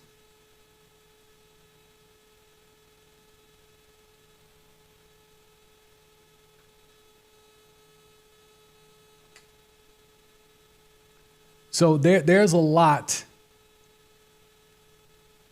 There's not a lot to be desired here. I don't see a pathway unless you're including LaMelo, which I'm not mad at. If the Hornets wanted to shake things up and hand the keys to Brandon Miller, I'm here for that.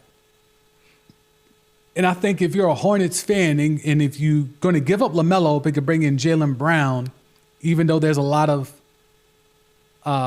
personality with LaMelo and he drives a lot of cachet just because of how he plays and who he is, I think you also have to realize I don't know if there's a winning player there.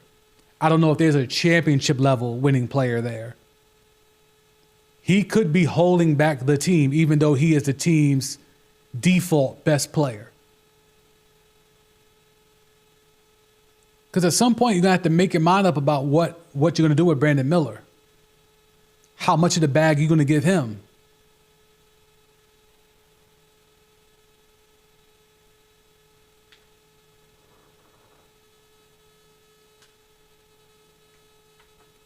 But yeah, I don't see, as you pick out here in the chat, I don't think Brown will go. Yeah, Brown wouldn't go there. I'm just saying from a basketball standpoint, in terms of a bidding war, if we're trying to get to the point where there's a bidding war on Jaylen Brown, if there truly is a bidding war on Jaylen Brown, who can the Celtics get in return for Jaylen Brown that they can pair with Tatum? That's the first piece. And then, what's a team that Jaylen Brown is willing to go to that's a Jaylen Brown away from winning a Larry O'B? Like, the long rumor has been Atlanta. So let's go to Atlanta for Jaylen Brown. Let's take a look at Atlanta. Now, off rip, if I'm Atlanta, if I'm Boston, if I'm the boy genius, Brad Stevens, the conversation begins with Jalen Johnson. I want Jalen Johnson if I'm Brad Stevens. So if this is to work, but also if I'm Jaylen Brown, I'm going to hoop with Jalen Johnson. So there goes that conundrum. If you're the Hawks, what are you giving Boston to get Jaylen Brown? Again, who makes money on this roster?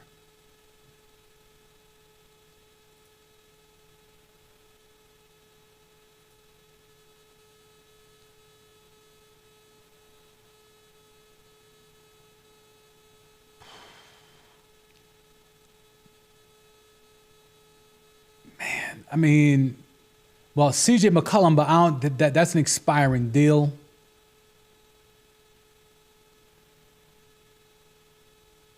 Could throw in Buddy Hield if you want. Dyson Daniels. Like, there's not a lot of flexibility. Like, the bidding war is going to have to be... The bidding war is going to be interesting because the teams Jaylen Brown wants to go to are allegedly on the West Coast and or Atlanta. And I don't know which one of these teams has enough to give the Celtics what they're looking for, in addition to what Jaylen Brown is willing to accept. Because Jaylen Brown has a no trade, right? I think Jaylen Brown has a no trade. Let me look that up real quick.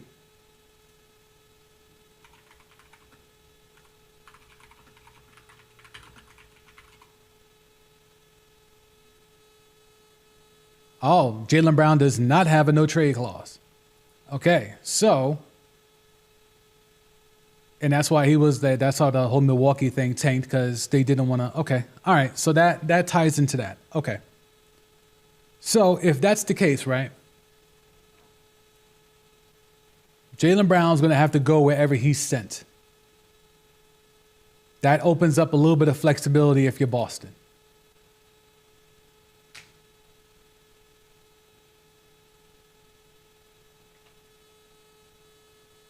You think Orlando? What does Orlando? Unless you're giving up Paolo.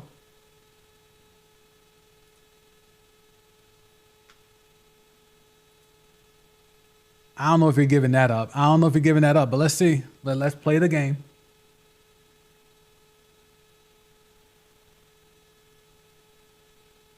What are you giving up here? Suggs and what?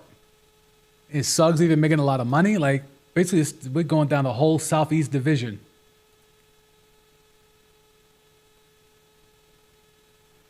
I would give up Wagner. He's making a lot of money. God damn, he's making too much money. If you're telling me Wagner, but again, would the boy genius accept that? Is Wagner going to fit well with Tatum?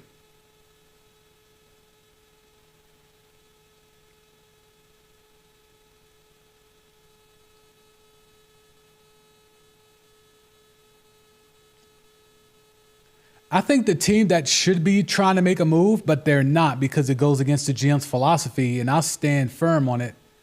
I think it's a team that's in the Western Conference. It's a team that made a pretty deep playoff run, and is a team that I think, if they do the right deal at the right time and give up some of their picks, because they have a lot of picks, and give up some of their young pieces, they can lock in a dynasty and go on a Dubs-like run where they go to 3 or 4 championships. Like, OKC should be active. OKC should be active.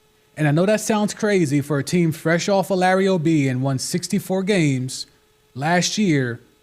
I think they should be active. And not just, oh, we might move Lou Dort. I think they should investigate flipping Chet. Because they got to deal with Wemby. And Wemby's already proven he took Chet Holmgren's heart. So if your best big man has already been proven to be ineffective against a team you're going to have to deal with for at least the next decade, then what use is Chet Holmgren? And like that's real. If you're Sam Presti and you have done a masterful job of amassing all these lottery picks and pick swaps and future first 10 years later, then you realize, boom, it pops up as a lottery pick. Oh my God. You've done all these things. You snuck a Larry O.B. You made the Paul George deal, got SGA for the lowest of low. You did all the things. Shouldn't you flip some of these pieces, not all, but some, and go get one of those types of guys? I'm not saying it has to be Jaylen Brown. I would have went to try to go get Giannis. If I'm Presti and I could pair the back half of the prime of Giannis with the continued ascension of SGA, and then still have a Jalen Williams, and then you still have some future picks coming, like that to me is where I know it goes against his credo. And Sam Presti has been patient. He's done the thing, and he's been rewarded for it handsomely. At some point, though, this roster is going to have to get flipped over. At some point, all those lottery picks are going to have to play. So there's this snowball effect that is happening with OKC, and folks are not realizing it. All those picks, those players are going to have to be somewhere. All these dudes that are high-level players that you keep picking, they need to get some run somewhere. And if it ain't going to be with you, then it should be somewhere else. So if you have all these assets that you have amassed, why can't you package some of them along with a player in Chet, who I think is still highly thought of around the league? He just needs to get out the West. Because as long as Wemby's in San Antonio, that is that man's kryptonite. So what's the point of having Chet as your third option when your third option, who was then your second option in the Western Conference Finals because Jalen Williams was hurt, is proven to be ineffective against someone who is somehow skinnier, but somehow yet stronger and better than your third option, who was forced to be your second option in the Western Conference Finals because your second option was hurt? There is no reason to hang on to Chet Holmgren if I'm Sam Presti.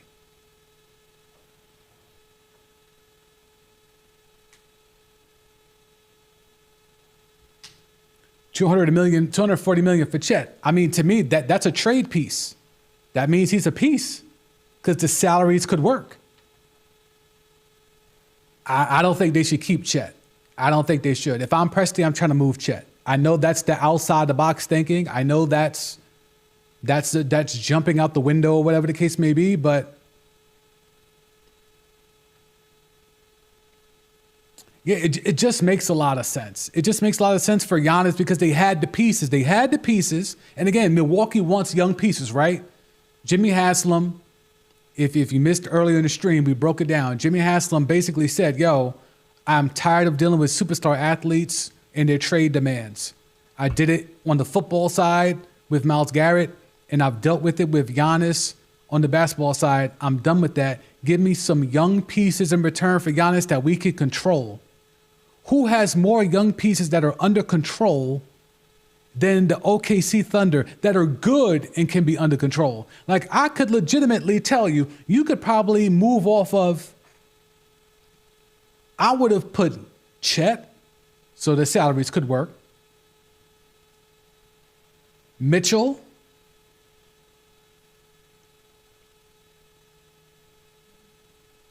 And what I mean, even McCain, if you wanted to give up McCain, even though that's dicey, like, there's some pieces there. And then we talk about all the future first that they have. Let's see, big board by team, NBA home. Where is OKC at? Where's future picks? They don't have future picks.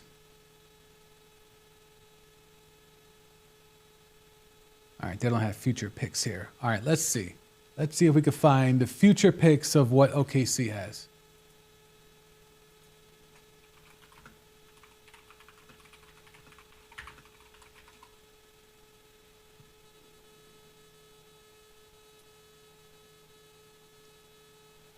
All right, this is just a quick answer via AI.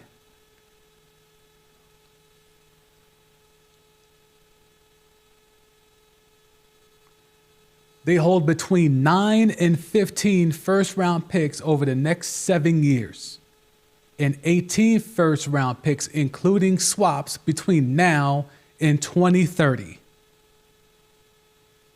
18 first-round picks between now and 2030. Sam Presti, I love that you've done all of this, but at some point you got to flip some of those, bruh. If you could package some of those.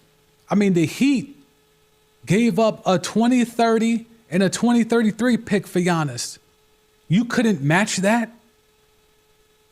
There's no scenario where you would have matched that.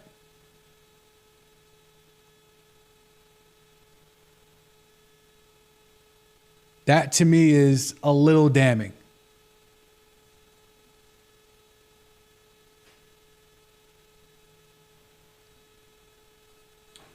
Miami mortgage their future. I severely disagree. I disagree. This to me is not mortgaging your future. And we talked about this earlier in the stream. Tyler Herro is a starter. Kel'el Ware is developing into a starter. Jaime Jaquez, to me, is a fringe starter. He could be a role player. Kasparas, depending on how high you are on him, I'm not that big on him. I also can't sit here and say I know everything about him, but what I have read about him doesn't seem like something so crazy, like he's a diamond in the rough type of deal. And then the 3-round picks, the one pick is tonight at pick 13. Like, you got the one pick tonight, and they got them taking a point guard out of Alabama. But if you look at the big board, this draft is being deemed as a 7-person draft. You have the big 4 at the top, and then the next 3 after that being tier 2, and then literally everyone else is considered the rest. So you gave up a first-round pick in a draft that's going to be in the rest section. So I don't know if they gave up and mortgaged their future because, again, to me, this reeks heavily of Melo, Knicks, Denver trade. Because this, to me, is not a lot. 2 starters for sure in Herro and Ware. Jaquez was developing into being a starter. And then we're talking about a pick swap, a second rounder, and a first round pick that's at the bottom of the lottery. I'm not going too crazy over that because I'm getting Giannis. I'm getting the guy that is on the back half of his prime, that is a former 2-time MVP, including Finals MVP, and a former Defensive Player of the Year, to pair with Bam Adebayo, who, if I'm to believe all the people that I know down there, they think they can unleash point Bam, point forward Bam Adebayo, and they feel like the best Bam Adebayo is yet to come. So if I'm to drink the Kool-Aid of, hey, Miami thinks Bam Adebayo can take another step. We know he got the 82 last year. went crazy. So, like, if you're telling me we're pairing the back half of the prime of Giannis to go along with Bam Adebayo, who we believe we can unearth and make him even better and put him at the point and let him orchestrate the offense and be the number one option. Yeah, I would give up all these pieces because these pieces are inconsequential to winning a championship. You're not winning a championship with Tyler Herro, not as your number 2 option or even your number 3 option. You're not winning a championship with Kel'el Ware, not right now. He's not ready right now. Same with Jaquez and Kasparas we haven't even seen enough of. So if you're telling me one proven player and 3 young players and a couple of picks, one of which is just a bottom of the lottery pick, is enough to get Giannis, that to me is the steal. The narrative will be that they're giving up, 7, 8, 9 players here for Giannis, because Bobby Portis is a throw-in, but he's still vital. But in essence, you're giving this up for Giannis. That ain't too crazy to give up for Giannis.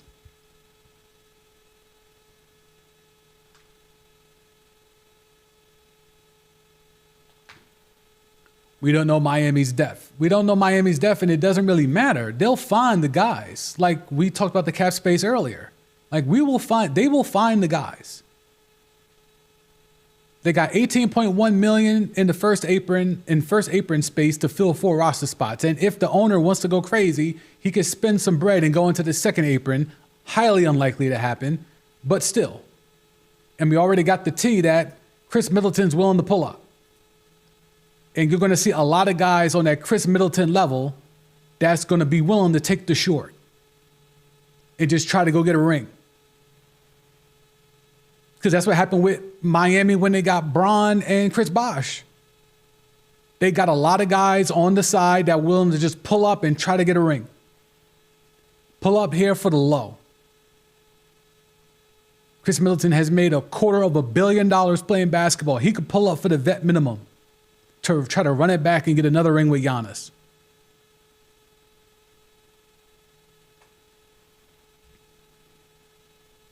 So to me, I think that there's a scenario here where this works out. But to me, I think this is, because let's be real. If you're the Bucks and you're trying to win, if you're trying to sell to your fan base that you're trying to win,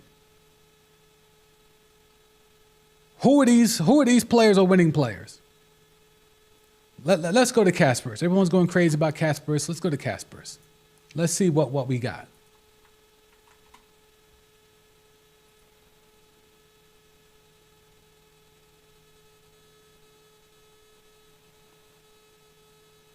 So again, you're telling me I'm supposed to go crazy for some Kasparas, and this is what we got?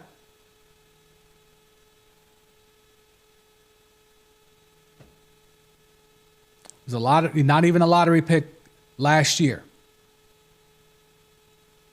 The Heat culture got so crazy in them last year that now I'm supposed to go crazy that they included him in the deal. This is the too much? Like, what part of this trade is too much? Is it Kasparas?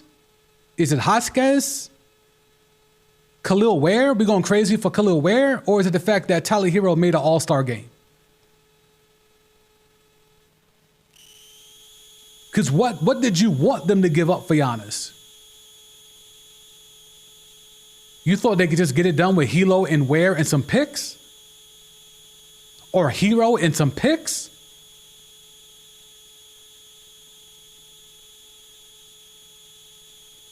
Yeah, the Bucks had no choice but to rebuild. It's full rebuild. Tear it down. Tear it all down. They had no choice. They let Middleton go. They let Drew go. They tried the Dame thing. That didn't work. They let Dame go. And now they finally let Giannis go. Yeah, it's a wrap. The rebuild began when they moved on from Dame, because it was literally just Giannis by himself at that point. And there was no way Giannis was going to continue to do that.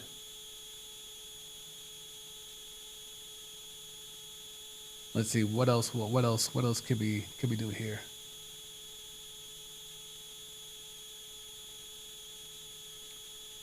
All right, Windhurst is dropping a lot of tea today. I don't know if this is legitimate tea, but, take it for what it is.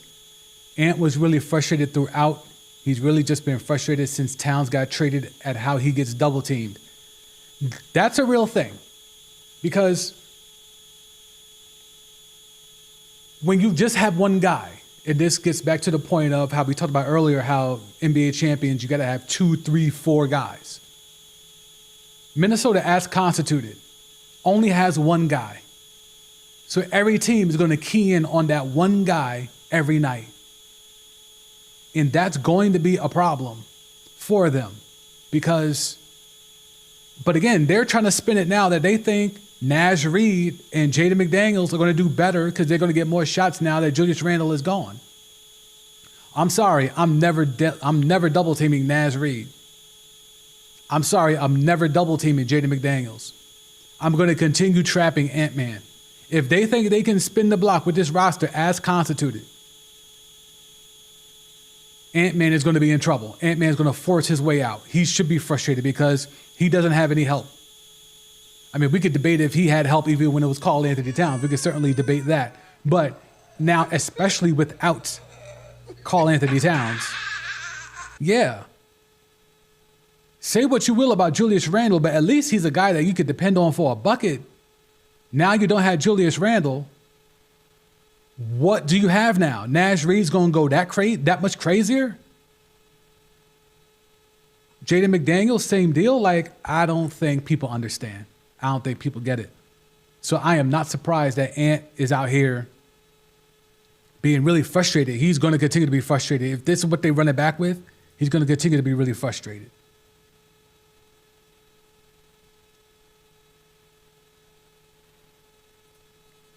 Giannis is on the way to get in the bag, 3 years, $214 million extension. He'll be eligible to do that. All right. Shout out to Spot Track. They do a good job getting the money right. They always figure the money out.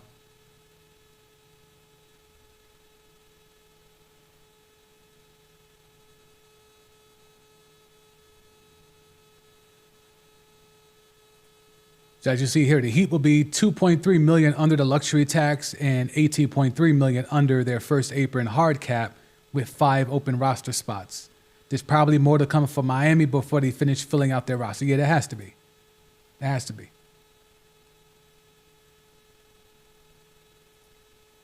Again, you see the trade details here. I'm not going crazy over these unprotected picks in 2031 and 2033.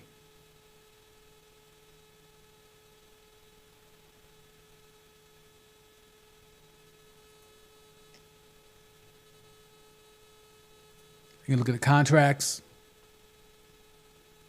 You get Ware on the cheap, he's controllable. Jaquez, rookie deal, controllable. Kasparas, rookie deal, controllable. Again, this is a owner-driven move. As we begin to wrap up, yes, Ant's going to want out, for sure. For sure. Ja Morant is stuck. And to be honest, I don't know who would want him. Like, there was a little flirting yesterday that I saw on the timeline about Ja and Ant hooking up. I'm like, that wouldn't work. That's not good basketball. That's not championship level basketball.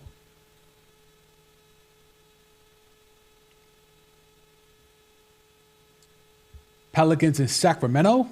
What are they doing? Or Pelicans in Sacro?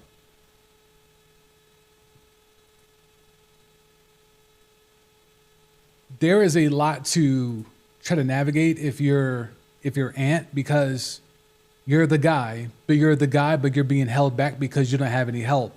That is a helpless position to be in, to where you're good. Ant is on the level of good where he could be the number one on the championship team, right? He could be that. But he's going to need a legitimate number 2, number 3 option. And who are those guys? And if Minnesota's trying to sell, after failing to get Giannis, they're trying to sell to me that Naz Reid and Jaden McDaniels are those guys, they need to take that bullshit somewhere else. Because I'm not believing that.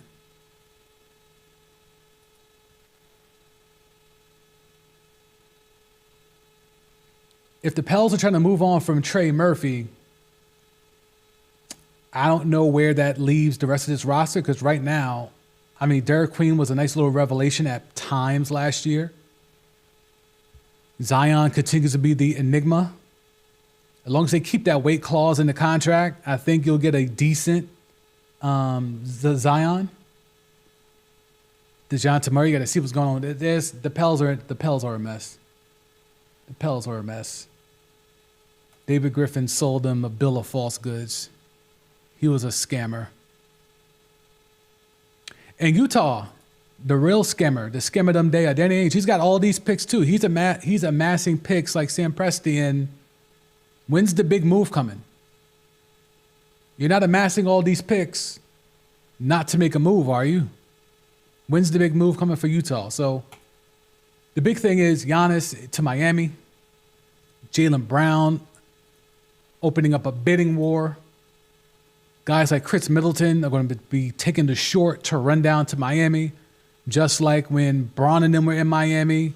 All those vets pulled up for the low, took the short to try to get a ring.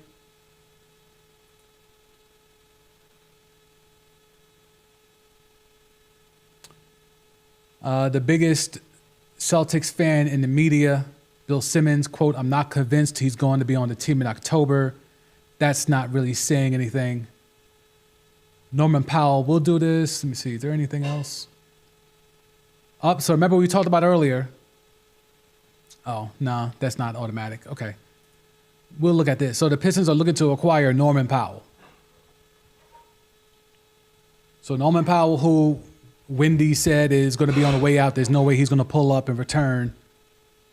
They're now looking at him. Pistons to go with Cade Cunningham. Is that enough to combat what Miami's looking to do, what the Knicks have done and may do? Is that enough? No, it's not. It's helpful, but Norman Powell, can he get his own shot? Great shooter, good scorer. Can he get his own shot? When Cade's getting trapped and they swing the ball and this ball gets swung to Norman Powell, you confident in what's going to happen after that?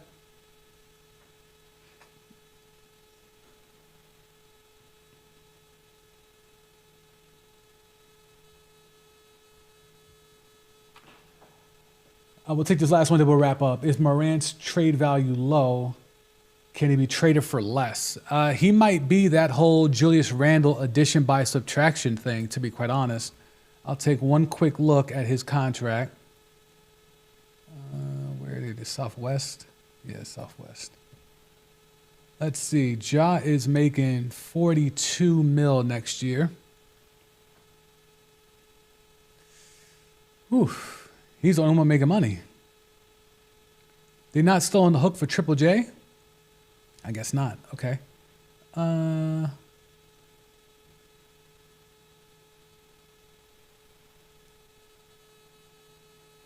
Yeah, this is a rebuilding team. They should trade Ja.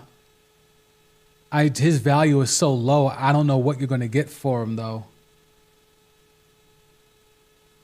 I mean, and this is not even counting the gun stuff. This is just him as a basketball player. Like, if it was just the gun stuff, I think enough time has passed that you can sell that was something in the past. But basketball-wise, I think is the problem when it comes to Ja. He's a scoring point guard. I don't know, similar to LaMelo, I don't know if you're going to get winning basketball out of him. If you surround him with help, it could be done. But if you're banking on him to come into your team and be a second or third option, I don't know about that. I don't know about Ja Morant as a second or third option. That's a roll of the dice.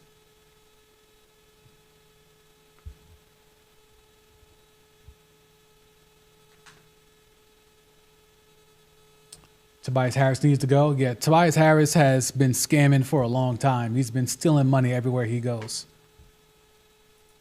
Ja, to me, is an enigma.